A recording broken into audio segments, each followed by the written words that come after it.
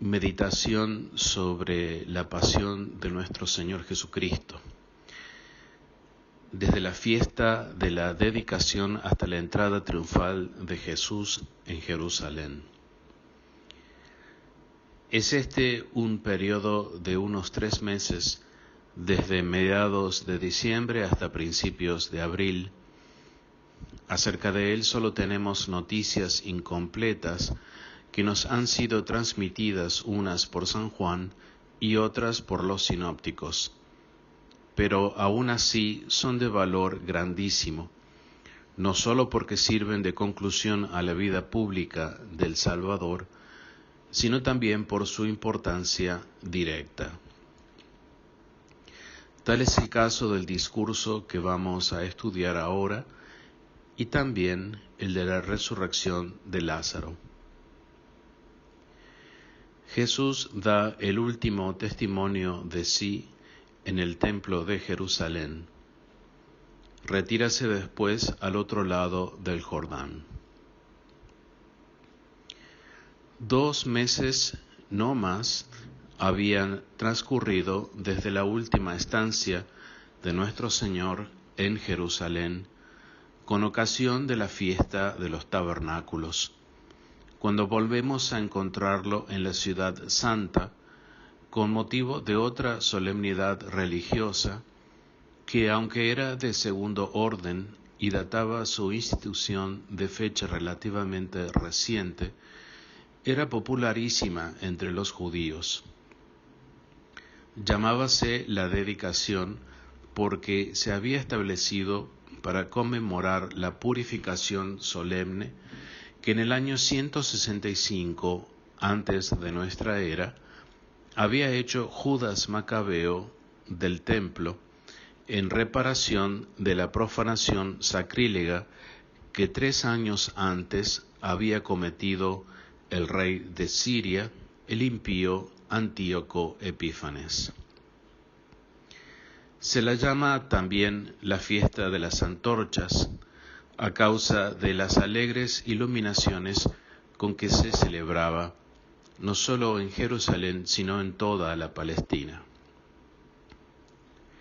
Se celebraba el 25 de Kislev, es decir, hacia la segunda mitad del mes de diciembre.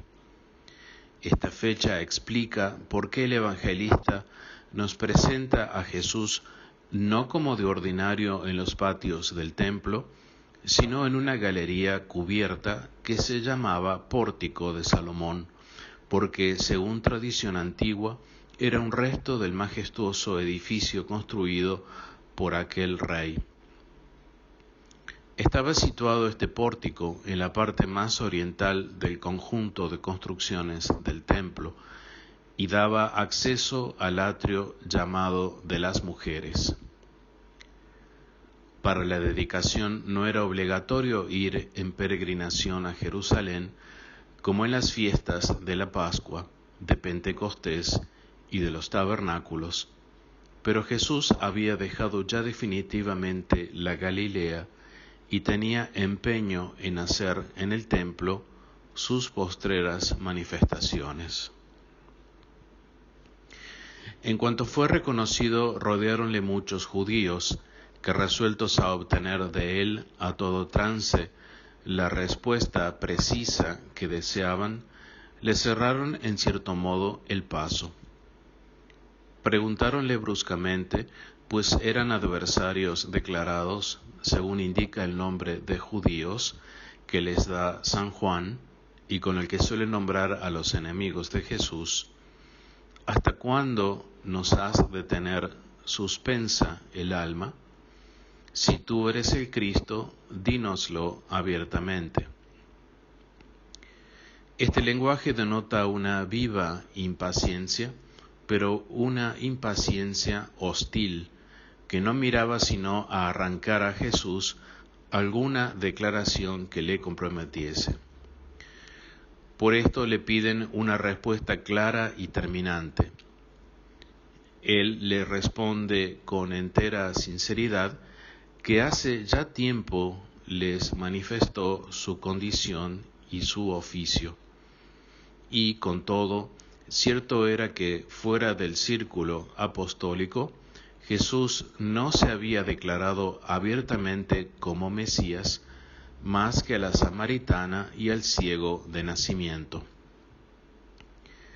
Según varias veces hemos repetido, el errado concepto que los más de los judíos tenían entonces del Redentor y de sus funciones había sido causa de que nuestro Señor encubriese hasta cierto punto su dignidad. Además de que sus relaciones con sus compatriotas, particularmente con los habitantes de Jerusalén, le habían demostrado tiempo hacía que a pesar de sus milagros y de sus manifestaciones, se obstinaban en no creer en él. Así pues, va a responderles como a enemigos. Le recordará brevemente sus anteriores afirmaciones, sus acciones maravillosas y también la tenaz incredulidad de ellos. He aquí la primera parte de su breve discurso. Os lo he dicho y no creéis. Las obras que yo hago en nombre de mi Padre dan testimonio de mí. Mas vosotros no creéis, porque no sois de mis ovejas. Mis ovejas oyen mi voz, y yo las conozco, y me siguen. Yo les doy vida eterna, y no perecerán jamás, y ninguno las arrebatará de mi mano. Lo que me dio mi Padre es sobre todas las cosas, y nadie puede arrebatarlo de la mano de mi Padre. Yo y el Padre somos una misma cosa. Aquellos judíos orgullosos que con visible insolencia han instado a Jesús a que les declare paladinamente lo que es, pueden ahora estar satisfechos, pues no sólo ha afirmado su mesianidad, sino también su divinidad, tan clara como vigorosamente, y a la vez con una noble tranquilidad que contrasta con la rencorosa impaciencia de ellos. Qué riqueza de pensamientos en estas pocas líneas. Jesús podía recordar a sus adversarios la alegoría del buen pastor que 2 meses antes había propuesto en aquel mismo templo. Nadie la habría olvidado. Tanto impresionó a todos los que la habían oído.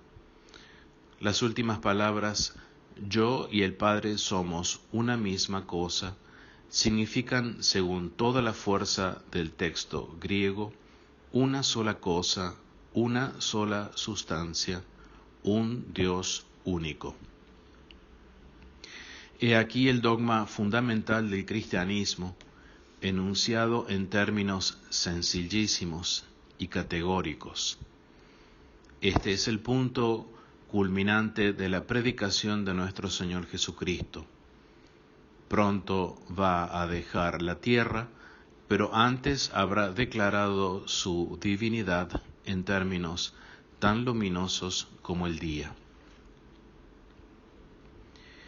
¿Qué harán ahora aquellos judíos que tan solícitos se habían mostrado de saber exactamente quién era Jesús? Van a pedirle nuevas explicaciones. Bien se guardarán de ello, de más de que sería superfluo, pues han conocido perfectamente el alcance de sus palabras. Le reconocerán como Mesías Dios. Muy al revés, de nuevo echarán mano a las piedras para lapidarlo como si fuera blasfemo público. De hoy más no sabrán oponerle otro argumento que el de la violencia brutal y criminal. Mas Jesús, haciendo rostro a la tempestad con majestad verdaderamente divina, díjoles con ironía sutil: muchas obras buenas os he demostrado de mi Padre, ¿por cuál de ellas me apedreáis? Sus milagros eran innegables. El modo con que los refiere a la omnipotencia de su Padre hace su autoridad más incontrastable aún. Con todo eso, aquellas obras maravillosas, únicas en la historia del mundo, que hubieran debido conducir a todos los hombres hacia quien las había ejecutado, solo servían para encender más el odio de sus enemigos. Estos respondieron: no te apedreamos por ninguna obra buena, sino por blasfemo y porque siendo hombre te haces Dios. Se negaban pues desdeñosamente a reconocer que andaban errados al querer atentar contra su vida, pero habían entendido perfectamente el sentido de sus palabras. Jesús, siempre con admirable serenidad, va a completar su declaración y probar primero, por un razonamiento sacado de la Biblia, que tiene estricto derecho a llamarse Hijo de Dios. Replicó pues: ¿no está escrito en vuestra ley, yo dije, dioses sois? Pues si llamó dioses a aquellos a quienes vino la palabra de Dios y la Escritura no puede faltar, ¿cómo a aquel a quien el Padre santificó y envió al mundo, vosotros le decís: tú blasfemas, porque he dicho, yo soy Hijo de Dios? Si no hago las obras de mi Padre, no me creáis, mas si las hago y no queréis creerme a mí, creed a las obras, para que conozcáis y creáis que el Padre está en mí y yo en el Padre. Supuesta la inspiración de los libros sagrados, el argumento es sencillo y concluyente. En un pasaje de los Salmos, el Señor, hablando a los jueces de Israel, regularmente constituidos, llega a llamarle dioses, porque en alguna manera participaban de la autoridad divina. ¿Y qué eran aquellos simples funcionarios en comparación de Jesús, a quien Dios Padre no solo había puesto manifiestamente por embajador y representante suyo, sino que le había declarado su Hijo y su ungido, con milagros que de modo innegable testificaban su condición y su dignidad? ¿No le convenía el nombre de Dios 1000 veces mejor que a aquellos jueces? Aunque nuestro Señor, con su actitud regia y con su luminosa palabra, hizo caer también aquel día las piedras de las manos de sus enemigos, no consiguió todavía extinguir su odio cada vez más enconado. Ya que otra cosa no podían, hubieran querido al menos apoderarse de él para llevarlo ante el Sanedrín y acusarlo de blasfemo. Pero, como en otra ocasión anterior, se escapó de sus manos y desapareció entre la multitud. Pero aún así juzgó oportuno dejar temporalmente la ciudad, donde, por haber llegado a colmo la hostilidad de sus enemigos, le era imposible ejercer provechosamente su ministerio, y fue a refugiarse en Perea, donde poco ha lo hemos visto permanecer por breve tiempo. Los últimos 3 meses de su vida pública pasáronse casi enteramente en esta región tranquila, donde la había inaugurado. Allí no tenían los fariseos sino mediana influencia y no llegaron a turbar su reposo. Fue recibido muy favorablemente, pues el recuerdo del testimonio que en aquellos parajes había dado de él el precursor se conservaba aún vivo. Vinieron pues a él muchos habitantes de aquella región, porque decían: Juan no hizo a la verdad ningún milagro, mas todas las cosas que Juan dijo de éste eran verdaderas. Con lo que indicaban los dos motivos que los habían determinado a creer en Jesús como Mesías prometido: por una parte sus muchos milagros, por otra la verdad demostrada con hechos de la estimación en que Juan Bautista le había tenido.